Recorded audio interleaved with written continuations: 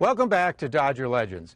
The Brooklyn Dodgers have faced the Yankees 5 times in the World Series between 1941 and 1953, losing each time. In 1955, Duke and the other boys of summer won the National League pennant wire to wire, and again met the Bronx Bombers in the World Series. Could this finally be their year? It's Yanks versus Dodgers. The Hatfields and McCoys of postseason baseball feuding once again in the 52nd World Series. In the Dodger third, Duke Snider gets the range on Whitey Ford. Going. A home run for the Duke, his 6th in World Series competition. The long ball is the story in today's big game in the big town, and Snider's wallet gives the Dodgers the edge once again when Johnny Podres faces Yogi Berra in the Yankee 6th. Yogi lifts one to left field. 2 men on. If it drops, it's trouble. Sandy Ambrose makes a one-hand catch, whips it to Reese, who fires to first to double up McDougal. The Yanks is dead. Johnny Podres pitched his heart out, and it's all over but the shouting and the tumult. The Dodgers win it 2-0 and win their first World Series. They were out-hit by a gallant Yankee team, but never outplayed, and this day will live long in the memory of Brooklyn, USA. We always seem to play the Yankees, and in '55 when we finally beat them, it was took a little while to sink in. I think we were kind of quiet in the clubhouse, and somebody hollered out, "Hey, we won!"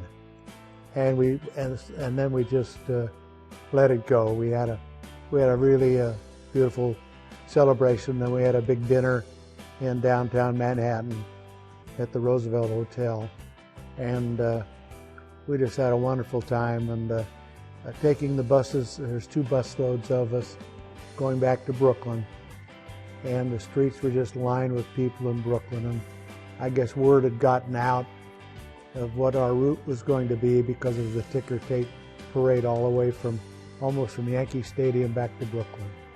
And I think it was a relief in everybody's mind because sentimentally I think we were the favorite throughout the country as far as winning a world championship was concerned.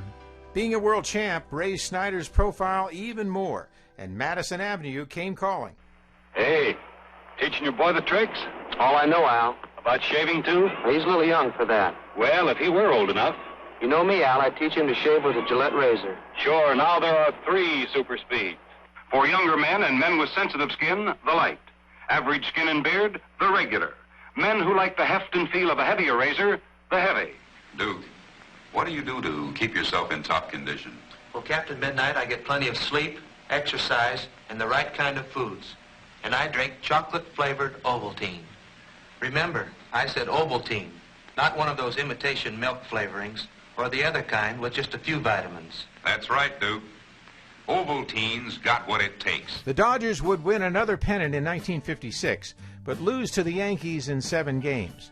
After the '57 season, the Dodgers moved to Snider's hometown of Los Angeles, where Duke would help his team bring the City of Angels its first world championship in 1959.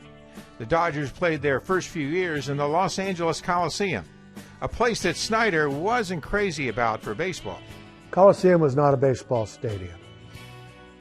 I went to fireworks shows on July 4th in the Coliseum, track meets, football games, and to play baseball in there, we had to play somewhere, and it drew a lot of people, and so it was an adequate substitute for a baseball field, but it certainly was